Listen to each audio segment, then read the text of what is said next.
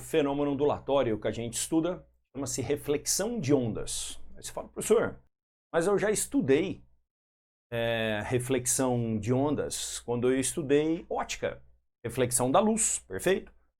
Você estudou algumas leis, então, por exemplo, o ângulo de incidência é igual ao ângulo de reflexão, o raio incidente, o raio refletido e anormal são coplanares, mas aqui a pegada é outra, a gente está estudando a fase na reflexão invertendo ou não invertendo. Então, a gente está estudando o comportamento da fase na reflexão.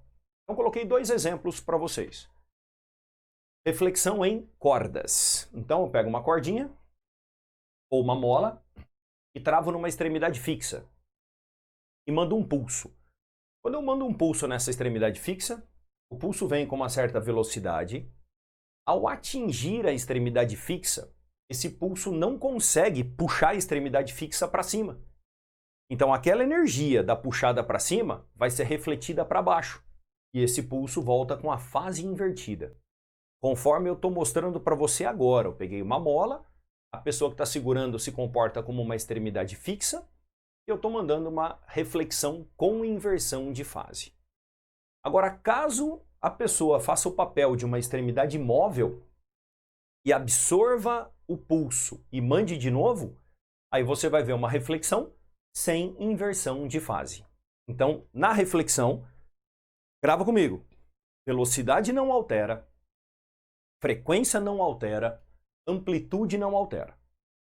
Velocidade em módulo, tá? Porque inverte o sentido. E a amplitude não altera.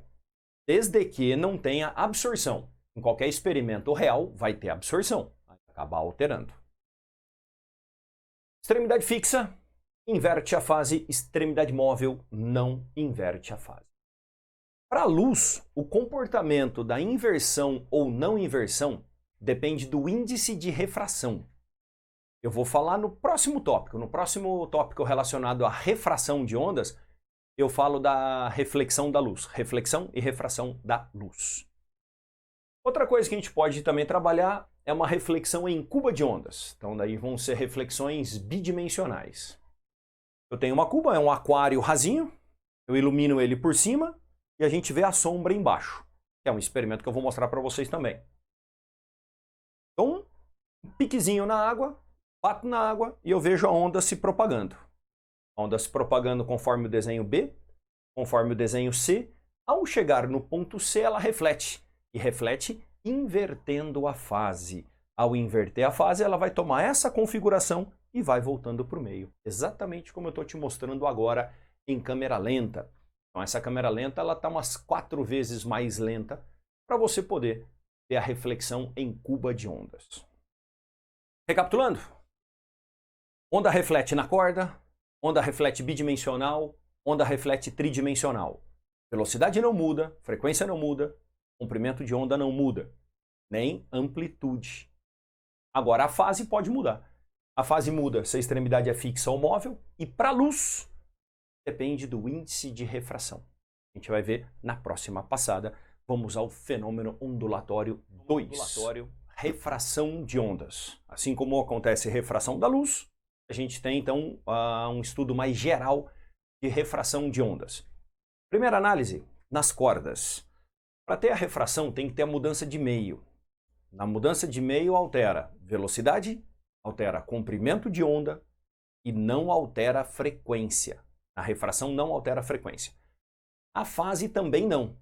No pulso refratado, nunca altera a fase.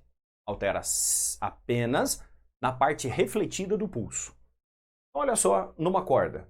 Eu pego 2 cordas, uma corda fininha, uma corda grossa, com diferentes densidades lineares. O pulso é mais rápido na corda fininha, como a gente vai aprender mais para frente na equação de Taylor. Mais rápido na corda fininha e mais lento na corda grossa. Manda um pulso rápido, ao passar para a corda grossa, reduz a velocidade. Olha o tamanho da setinha pequenininha. Ele refratou, alterou lambda e alterou velocidade, não alterando frequência. Mas não existe refração 100%. Sempre uma parte do pulso reflete. Aí o que acontece? A corda fininha interpreta essa corda grossa como uma extremidade fixa. porque ela tem muito mais inércia. Então a corda fininha atinge ali e interpreta como uma extremidade fixa. Sendo a extremidade fixa, a parcela refletida inverte a fase.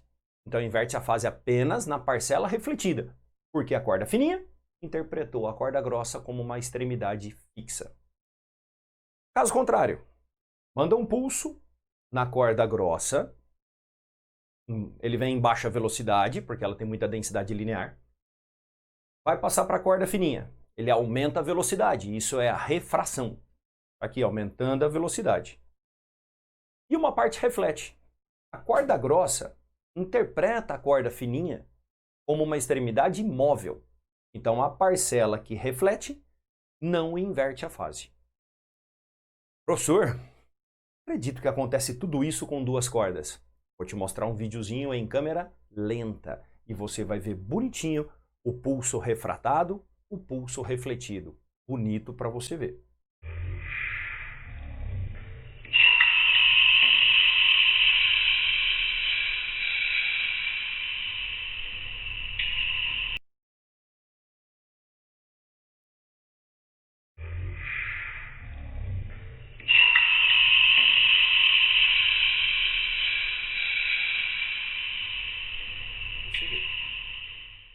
Esse foi então o estudo da refração em cordas.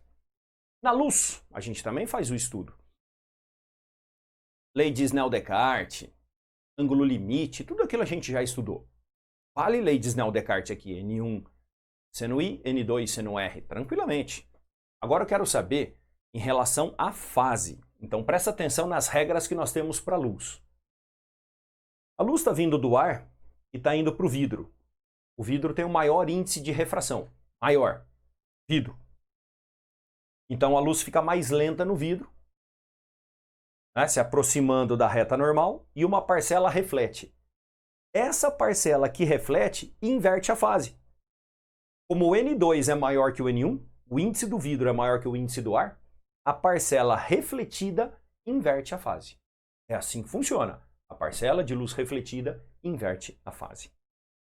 Contrário, se o N2 for menor que o N1, quando a luz está vindo do vidro para o ar, ela refrata, se afastando da normal, e essa parcela reflete.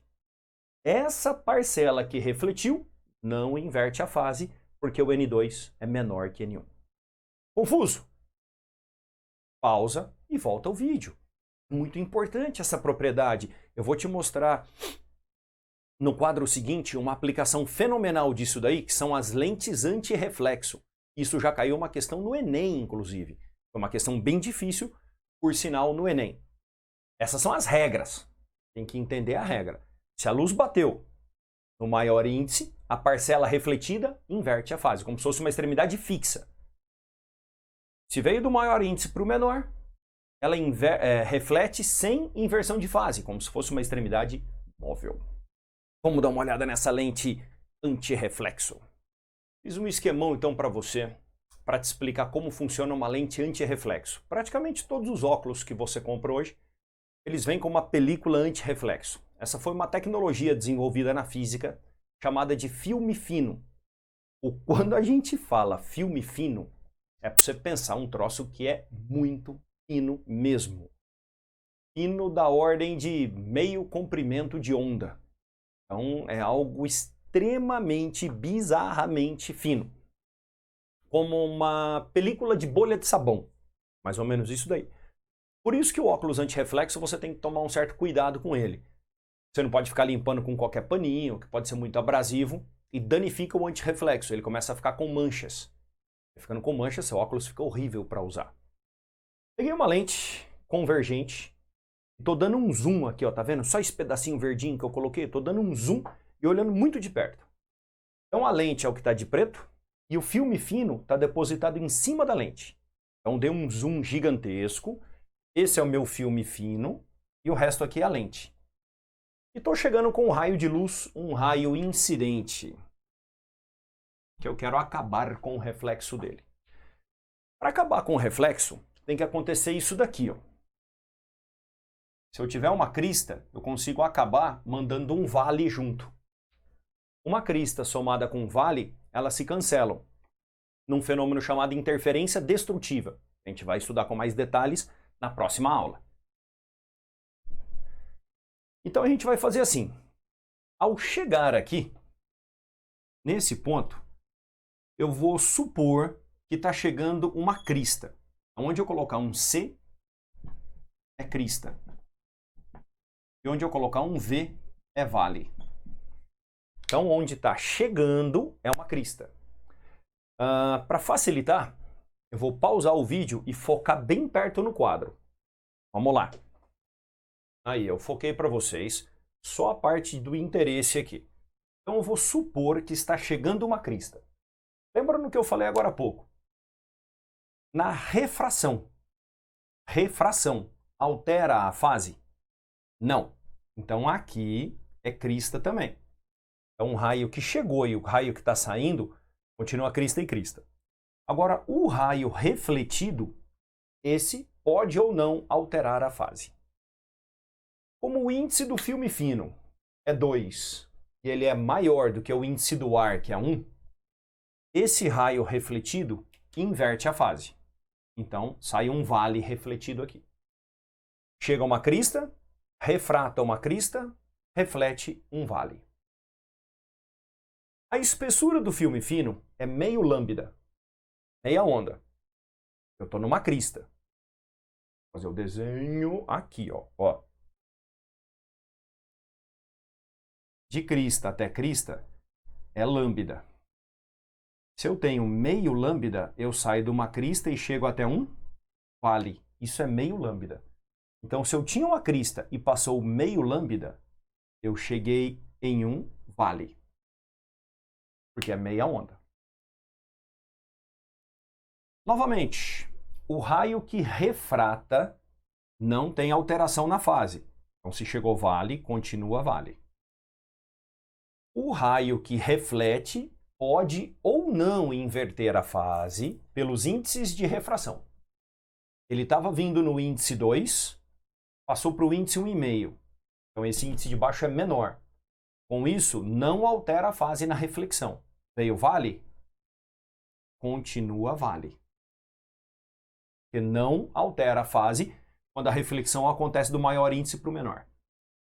Agora ele vai voltar. Ao voltar, é meia onda de distância.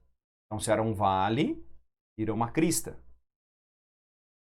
Na refração, continua a crista. E é lógico que esse fenômeno continua, mas agora ele vai ser muito atenuado. O que reflete de novo aqui é muito atenuado, é muito fraquinho, então não vai alterar em nada. Conseguimos o efeito desejado. No primeiro raio refletido, eu tinha um vale. No segundo raio refletido, uma crista.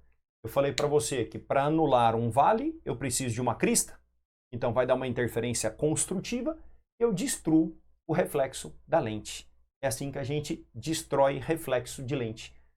Olha que interessante. A gente destrói o reflexo de uma lente fazendo um segundo reflexo. Um vale e uma crista, 2 reflexos. Então a sua lente anti-reflexo, na verdade, é uma lente birreflexo, onde eu consigo uma fase invertida e com isso eu tenho um cancelamento da onda refletida. Bem bolada essa história da lente anti-reflexo, né? Um pouquinho trabalhoso de entender, eu confesso. Só que isso já caiu no Enem, cara. Você teve que fazer toda essa análise aqui. E sabe qual que era a pergunta do cara? Qual era essa espessura do filme fino para você conseguir uma lente anti-reflexo? A espessura desse filme fino tem que ser múltiplo de meio lambda. Se for múltiplo de meio lambda, vai dar uma interferência destrutiva e vai conseguir uma lente anti-reflexo. Olha que aplicação maravilhosa de refração e reflexão.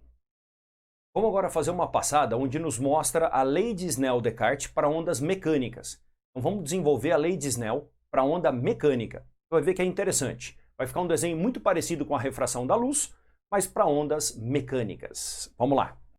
Vamos à prova da lei de Snell via ondas mecânicas. Primeiro passo, eu deixei aqui no cantinho uma observação.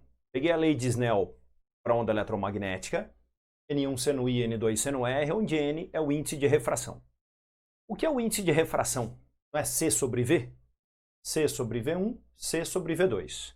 O C você corta e isola V1 sobre V2. É só jogar o V1 para cá, deixa o V2 aqui embaixo e joga o seno R dividindo. Pronto, V1 sobre V2 é seno I por seno R. Então é lei de Snell, desenvolvendo o índice de refração, relacionando velocidade da onda com o seno dos ângulos. Eu quero mostrar para vocês que a gente consegue chegar na mesma coisa via onda mecânica num processo totalmente independente desse. Peguei aqui uma onda mecânica se propagando, atingindo a superfície de separação. Essa onda mecânica é mais lenta no segundo meio. Então ela se aproxima da reta normal. Eu mostrei para você as frentes de onda se propagando. As frentes de onda você viu na experiência da cuba. Quando eu bati na cuba, aquilo eram frentes de onda. Basicamente são as cristas. Eu posso imaginar que isso daqui são as cristas. As frentes de onda sofrem um desvio, ficando mais próximas umas das outras. Peguei esse pedacinho e dei um zoom aqui. Ó. Então vamos dar uma olhada aqui que é o interesse nosso. Esse é o ângulo de incidência, porque o raio está vindo aqui. Esse é o ângulo de refração, o vermelhinho está aqui. Vou fazer aquele mesmo esquema, vou colocar a câmera mais perto, focada no quadro, para você entender melhor. Então, a gente tem aqui o ângulo de incidência e o ângulo de refração. Se eu olhar bem nesse triângulo, esse daqui, o vermelhinho, é o I. Esse daqui, ó, que eu acabei de pintar, vai ser 90 menos I. Se esse é 90 menos I, esse outro aqui é o I, que é o que falta para fechar o triângulo. Bom, provei que o meu I está aqui. O R é assim, ó. Aqui é o R. Esse que eu acabei de pintar é 90 menos R, então o de dentro é R. Eu preciso desses dois ângulos com a horizontal. O primeiro triângulo, esse que eu estou pintando levemente de vermelho. Aqui, ó. Esse é o primeiro triângulo. A hipotenusa é esse eixo X. Então, vou aplicar seno do I. Seno do I é o cateto oposto, que é essa linha preta, que vale lambda 1, pela hipotenusa, que é X. Seno do ângulo de incidência, cateto oposto pela hipotenusa. Multipliquei cruzado e isolei o lambda 1. Aqui. X seno I. Agora vamos no R. O R é esse triângulo que eu estou pintando levemente de verde. O cateto oposto é o lambda 2 e a hipotenusa é o X, porque aqui tem 90 graus. Então vai ficar seno do R, lambda 2 por X. Multiplico cruzado, lambda 2 deu isso. Então temos as duas expressões com lambda 1 e lambda 2. As duas expressões. Vou aproveitar aqui minha câmera focada e vou continuar com ela focada. Parto da propriedade de refração que eu expliquei para vocês, que as duas frequências são iguais, F1 igual a F2. Uso V igual a lambda F. Então, se eu isolar o F, vai ficar V1 sobre lambda 1, V2 sobre lambda 2. V1 eu repito, quem é o lambda 1? O lambda 1, acabei de descobrir, está aqui atrás de mim, é X vezes seno I. X é seno I. V2, X vezes seno R. Corta X, multiplica cruzado, olha onde que a gente chega. Aqui no cantinho do quadro, ó. Igualzinho. Tem um pouquinho de trabalho? E corre câmera aqui, mostra ali, dá zoom no desenho.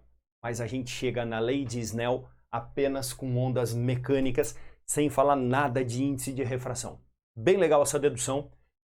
Incidência disso não é muito alta, não. Mas boa parte da galera não sabe que pode desenvolver a lei de Snell dessa maneira, cancelando o índice de refração, e usar isso para onda mecânica. Você não tem que deduzir no vestibular. Você não vai ficar igual um doido deduzindo isso daqui. Você tem que saber que você pode usar a lei de Snell, eliminando o índice de refração, corta C, e a partir desse momento ela vale para onda eletromagnética e para onda mecânica. Legal? Esses assuntos então foram ondulatória, princípios fundamentais da ondulatória e os dois primeiros fenômenos ondulatórios, reflexão e refração. Legal? Então, cara, até a próxima aula. Valeu!